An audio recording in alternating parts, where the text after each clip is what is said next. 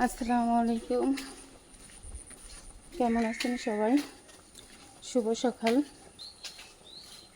টুনাকে private থেকে স্কুলে নিয়ে যাচ্ছি, প্রাইভেট শেষ করে। আর ভাবলাম কিছু কথা বলি। কিছু কথা বলতে ক্যামেরার সামনে তো আসলে আমরা সব কিছু বলি না, আর ভালো মন্দ মিলাই তো মানুষ হয়। আমরা শুধু আমাদের পজিটিভ সাইড বলি, নিজের দোষ, নিজের গুণ। আমরা যেটা বলতেছিলাম যে গুণ আমরা বেশি দেখি, আমরা নিজেদের দোষ আমরা দেখতে পারি না। আর আমি এটা সবসময় বলি, ভালো মন্দ মিলাই মানুষ। কারোর ভিতরে ভালোর পরিমাণটা বেশি, কারোর ভিতরে মন্দের পরিমাণটা বেশি।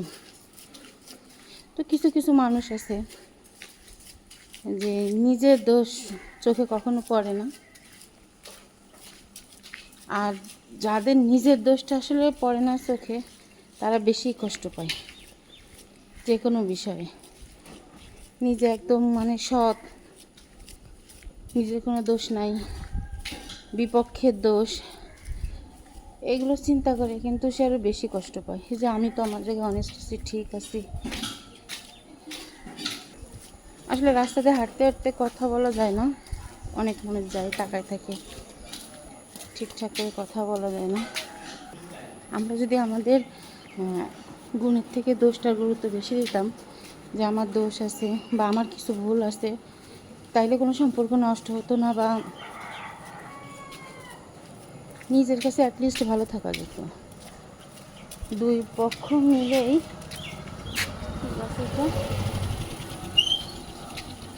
দুই পক্ষের ভুল বোঝাবুঝি বা দুই পক্ষ নিয়ে কিন্তু সমস্যা সৃষ্টি হয় বা সম্পর্ক নষ্ট হয়। কারোর থেকে দোষ বেশি, কারোর কম।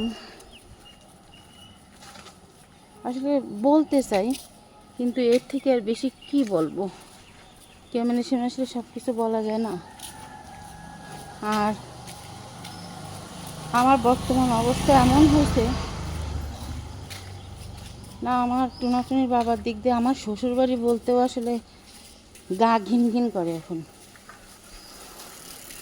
এতটাই সম্পর্কের অবনতি, বিরক্ত লাগে, ভালো লাগে না বলতে। আবার সেম টু সেম বাবার বাড়িতে ওরকম, তবে শ্বশুরবাড়ির সবাই না, আবার বাবার বাড়িও সবাই না।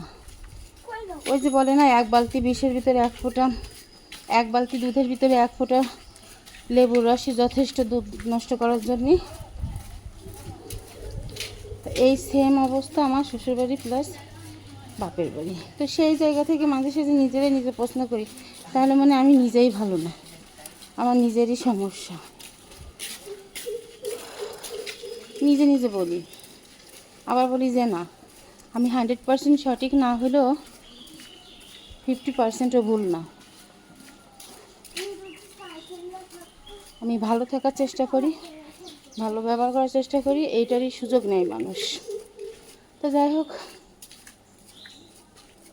মনে হচ্ছে আরও কথা বলি, বলা তো শেষ থাকে না। আমরা সব মানুষই স্বার্থপর, কেউ কম কেউ বেশি। যে এখানে স্বার্থের পরিমাণটা একটু বেশি থাকে, চাওয়ার পরিমাণটা বেশি থাকে, সেখানে কিন্তু ঝামেলা শুরু হবেই। এই জন্য আত্মীয় হোক, আপন হোক, পর হোক, ভাই বোন হোক, সন্তান হোক, সবার কাছে চাওয়ার পরিমাণটা একটু কম রাখতে হয় আশাটা। তাইলে পরিবেশটা সুস্থ থাকে, ভালো থাকে, ভালো আশেপাশের মানুষেরও রাখা যায়। জানি না সামনে আর কী হবে, কী হতে যাচ্ছে। হয়তো আপনারা অনেকে আমার কথার আগা বুঝবেন না, মাথা বুঝবেন না, কিন্তু আমার আশেপাশের মানুষগুলো বুঝবেন। তো আমরা প্রায় স্কুলের কাছে চলে আসছি। সবাই ভালো থাকেন, সুস্থ থাকেন। আল্লাহ হাফেজ। আসসালামু আলাইকুম।